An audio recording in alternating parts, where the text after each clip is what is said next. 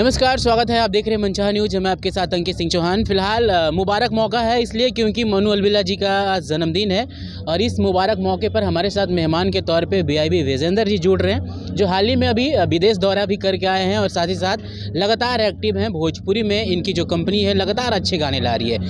कह सकते हैं अभी शादी का सीज़न शुरू होने वाला है, तो सर कितना तैयार हैं डीजे पे नचाने के लिए। सर से बातों का सिलसिला शुरू करते हैं। सर सबसे पहले बहुत स्वागत है आपका। आपको फिर से स्वागत है। और रौरा ऐसा नहीं कि बखान करत करत भोजपुरी के रौरा लोग एकदम समेट दिले बनी।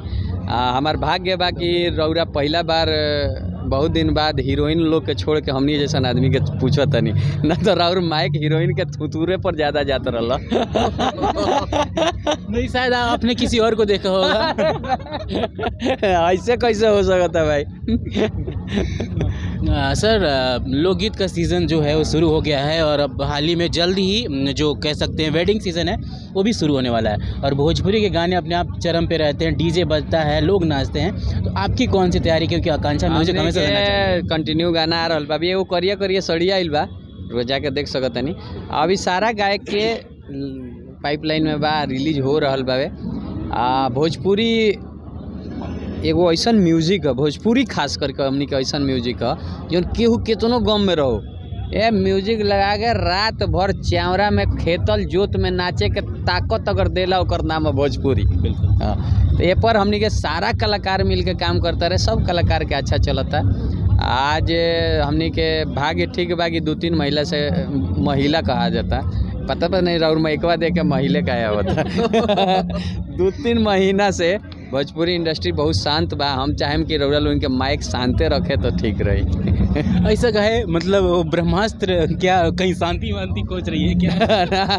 का होला नो कि कलाकार तो हमने घर ही बैठा रहनी सन, पता चला कुछ और निकल गई तो कुछ हो गई बावे इंडस्ट्री में चलत रहेला। जी भैया, बदलाव के दौर से भोजपुरी इंडस्ट्रीज गुजर रही है। हाल ही में आकांक्षा दुबे के केस को लेकर काफ़ी कुछ गहमा गहमी हुआ, थोड़े प्रोजेक्ट भी जो गानों को लेकर वो थोड़ा धीमा रहा। तो अब आप इससे कैसे देख रहे हैं कि चीज़ें बिल्कुल बदलनी चाहिए, हम इंटरटेनमेंट की ओर जाएं, भोजपुरी हमेशा से ही कुछ अच्छा करने के लिए जानी जाती है? देखिए, जन्म या मृत्यु तो अपना हाथ में नहीं के तय बा, लेकिन आकांक्षा दुबे वाला जौन भी मैटर रहे बहुत गलत रहे। वो लड़की के ये सब काम ना करे के चाहत रहे, या जौन भी सच्चाई बा पुलिस आगे बताई। लेकिन भोजपुरी इंडस्ट्री होके चाहे कोनो इंडस्ट्री, हमनी के भोजपुरी इंडस्ट्री में कोनो रोल कहे नहीं, चाहे माइक मिल जाला मुँह उतर तो लोग कह देला कि पूरा इंडस्ट्री हमनी के एक परिवार है। ऐसा कोनो भाड़ भड़ुआ नहीं, परिवार नहीं है, सब अलग अलग बात बा। बॉम्बे के लोग पटना के देखे के ना चाहेला, पटना या बनारस के देखे के ना चाहेला, बनारस वाला गोरखपुर के देखे के ना चाहेला।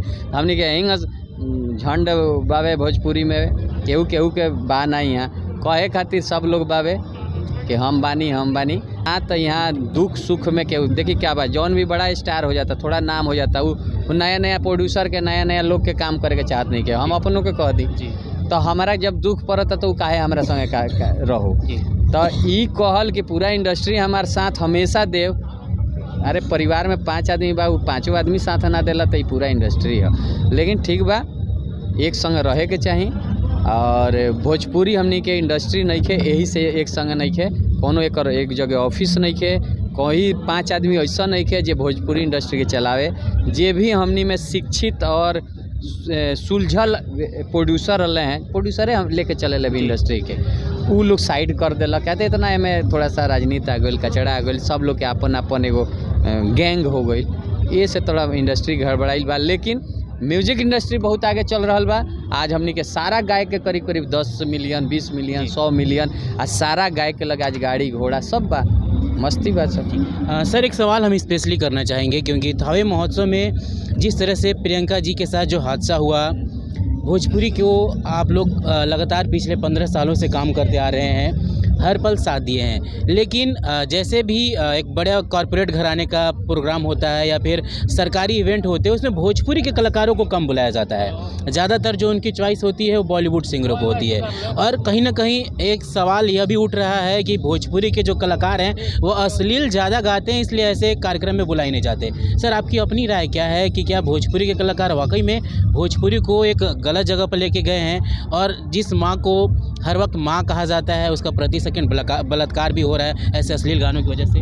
तो चोली के नीचे का हो भजन है का, हिंदी के एगो आई रहे न, चोली के नीचे का बा, जी। भजन तो ना रहे हैं कि छत पे सोए थे तन्ने आके सो गया, वो का रहे भजन रहे, सुतल का रहे, खिड़की न खटकाओ राजा सीधे अंदर आओ राजा का चालीसा है कोनो। ये भोजपुरी में वो है लोग करेला। हमनी के यहाँ के जौन सरकारी तंत्र बा, यहाँ अफसर लोग के दिमाग में भूसा भरा गई। वो लोग जाने लगे अब बिहार दिवस होला, कितना लोग गांधी मैदान में आवेला कहे के बिहार दिवस बा। भोजपुरी कलाकार या मैथिली कलाकार या मगही कलाकार के वो जी पूछबा, वो जी भोजपुरी कलाकार चाहे अपना जो बिहार में लैंग्वेज ओकर कलाकार के कह पूरा गांधी मैट ठकाठक भर रहे। का भोजपुरी में तू अश्लील लोग कहता है, अश्लील एगो दूगो गाना बा, रोज लड़का निर्गुण गावत तरसन, पूर्वी गावत तरसन, अवधि गावत तरसन। तो ई तो सरकार के प्रमोट करे के बनू कि जौन लड़का अगर पूर्वी गावत ओकरा के प्रमोट करे तबे नु और लड़का पूर्वी गई हैं जी।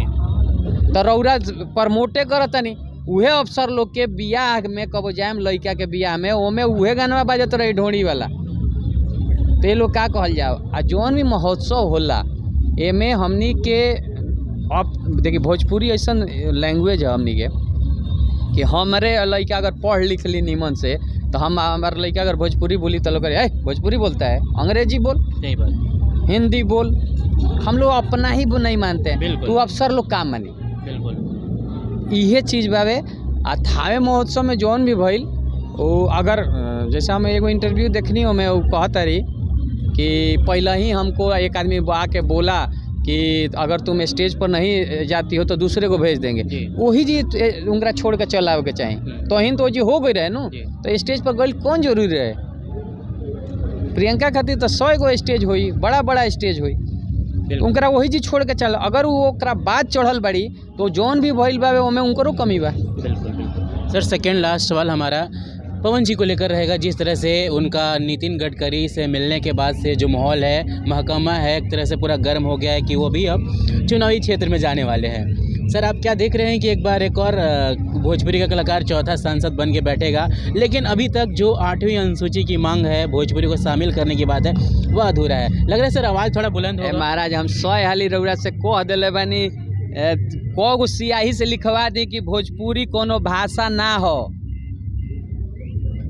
भोजपुरी बोल चाल का एक भाषा है, भोजपुरी कोई कागजी भाषा ना हो। भोजपुरी के कोनो व्याकरण नहीं खे, भोजपुरी में कबनो शब्दावली नहीं खे। तो अगर पहले 8वीं सूची में लियावे खातिर एकरा के भाषा बनावे के पड़ी, भाषा बनावे खातिर एक व्याकरण बनावे के पड़ी, व्याकरण बनावे खातिर एक शब्दावली बनावे के पड़ी। आ शब्दावली कैसे बनी? आरा में जौन शब्द के अर्थ होला उ छापरा में चेंज हो जाला, छापरा में जौन अर्थ होला मोतिहारी में चेंज होला, मोतिहारी वाला गोरखपुर में चेंज हो जाई। तो कहाँ से भाषा बनी? ये 4 गो ना 100 गो लोग सांसद बन जाई नु तो अब भोजपुरी भाषा ना हो। चुनाव प्रचार करने जाएंगे आप? जाएंगे काहे नहीं। हम भाई हमार भाई है, कोनो भी एगो छोटा भी कलाकार अगर आगे आता है तो पूरा इंडस्ट्री जाला। कभी भी हमनी के बहुत सारा कलाकार छोटा छोटा भी चुनाव अगर लड़ले बड़े का चाहे कहीं सपोर्ट में आइल बा तो जेकरा कान में पड़ेला वो सपोर्ट करेला हर तरह से। ई थोड़े बाकी जाइए करेला। दिनेश भाई खड़ा रहे हैं, पूरा इंडस्ट्री गई रहे उनका संगे। जे ना गई रहे वो फेसबुक के माध्यम से, यूट्यूब के माध्यम से अपन हई देहलक, सपोर्ट कैलक। जरूर जाए सन। हमनी के रही कि हमनी के इंडस्ट्री के लोग आगे जाओ, ऐसे इंडस्ट्री के प्राउडनेस होला कि संसद में चलिए। भोजपुरी एगो ऐसा भाषा बा जेकर पूरा इंडिया में जेकर भाषा के गावे वाला लोग संसद में बैठल बा। ना तो बताइए कि कौन सा इंडस्ट्री का लोग संसद में बैठल नहीं है। सर जाते जाते हमारे सवाल रहेगा, जिस तरह से लगातार भोजपुरी बदल रही है, आईपीएल में हमने देखा भोजपुरी जिस लैंग्वेज की कहीं कोई चर्चा नहीं थी आती है आईपीएल में और उस लैंग्वेज की चर्चा जोरों पे हो जाती है। और 12 लैंग्वेज में भोजपुरी 11 लैंग्वेज को पीछे करके टीआरपी में सबसे नंबर 1 पर हो जाती है। सर भोजपुरी के लिए प्राउड मोमेंट है। देखिए भोजपुरी खातिर हम तब शुरू में कहने के भोजपुरी हमनी के बहुत आगे बा। ये थोड़े कुछ लोग बावे जौन बाहरी लोग हमनी के भोजपुरी के बदनाम करेला। ना तो जियो सिनेमा भी जानलक कि भोजपुरी ऐसा लैंग्वेज बा जोना के एगो हम ओमे कोड दे देम, एगो ट्यूनिंग दे देम, क्या तो ये नहीं कि पूरा IPL में भोजपुरी चलत रहे। वो सिनेमा में लैंग्वेज अपन सेलेक्ट करा, जे जौन लैंग्वेज सेलेक्ट करी ऐप में वो लैंग्वेज में ओकरा सुनाई दी, ओकर अलग अलग एंकर रहले, अलग अलग एंकरिंग करे के सिस्टम बनाव रहे। लेकिन पहला बार भोजपुरी में आइल तो लोग के थोड़ा सा इमोशनल लोग हो गई कि हमार भाषा में वो जी बोलत हवे। तो ये खातिर प्राउड ना, ये खातिर हमनी के धन्यवाद कहम सन जियो के, हमनी के रिलायंस इंडस्ट्री के धन्यवाद कहम सन, IPL के धन्यवाद कहम सन। आ खास करके एकरा पीछे अगर ओकरा लोग जाए, मेन लोग बात नहीं करत, एकरा पीछे मेन आदमी हवन, ओकर नाम है महेंद्र सिंह धोनी, जेकरा भोजपुरी गाना से, भोजपुरी से बड़ी लगाव है। आ एगो हम इंटरव्यू में, कॉर्पोरेट इंटरव्यू में हम देखनी कि महेंद्र सिंह धोनी के अब की